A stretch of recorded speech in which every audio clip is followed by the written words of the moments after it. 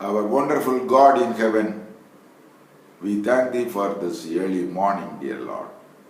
We thank Thee for all the blessings and care and protection that are given to us till this minute. You have taken care of us during this pandemic, during this time of trouble, and we are living in the last days. We know that very well.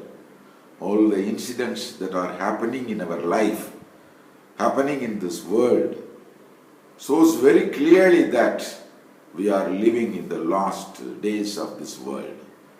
Dear Lord, help us to live a life which will be very good in Thy sight, and also help us to use this day, especially the day which is added to us today. Today is given as a gift to us to live on this earth and live a life which will be very closer to Thee. Be with us and anoint us with the Holy Spirit. Dear Lord, be with throughout this short meditation and give us wisdom and knowledge to understand Thy great love, and also help us to live a life which will be very useful in the second coming of Jesus Christ. Till He comes, we should be living a blameless life. When You come, we should not be blamed for anything. Dear Lord, give strength and health so that we can have a right type of living, right type of lifestyle, so that it will be fitting us to be in heaven with You forever. We pray for the gift that You are going to give, eternal life, eternal life. It is a very great pleasure and happiness to be with You in the kingdom of God.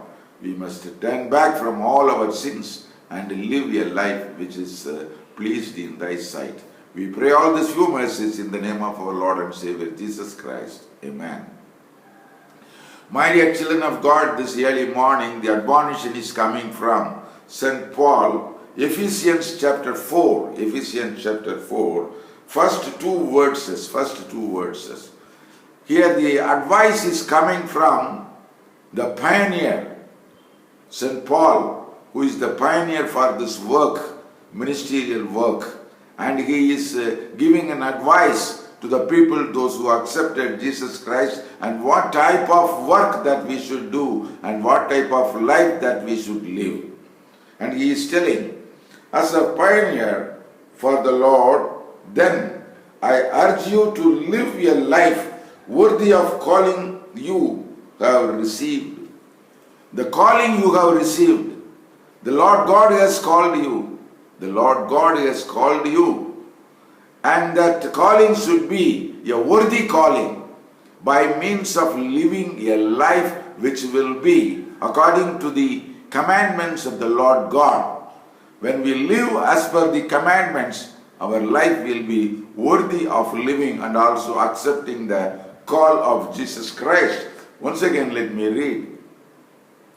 As a pioneer for the Lord, then I urge you to live a life worthy of calling you have received.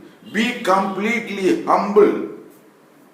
Be completely humble when you are doing Lord's work. Be completely humble and gentle. Be patient, bearing with one another in love. Bearing with one another in love. The completion of our man's life, our life will be bearing one another. Be patient, bearing with one another in love. My dear children of God, exposing the love of Jesus Christ, exposing the love of Calvary, exposing the love of the cross. The Lord God, the Father, sacrificed His only begotten Son on the cross just because we should be delivered and we should be given a righteous life, and also we should be redeemed. For the sake of that one, the Lord God gave His only begotten Son on the cross. How about our calling?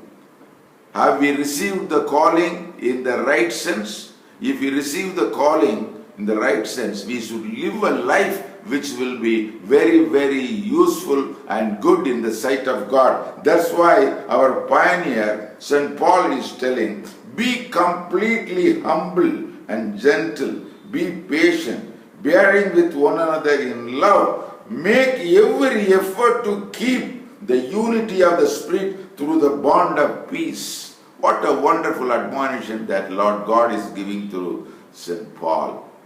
Be happy in the Lord. If you want to be happy in the Lord, you should be very humble. You should be gentle, and you should be patient and bearing one another in love. Bearing one another in love.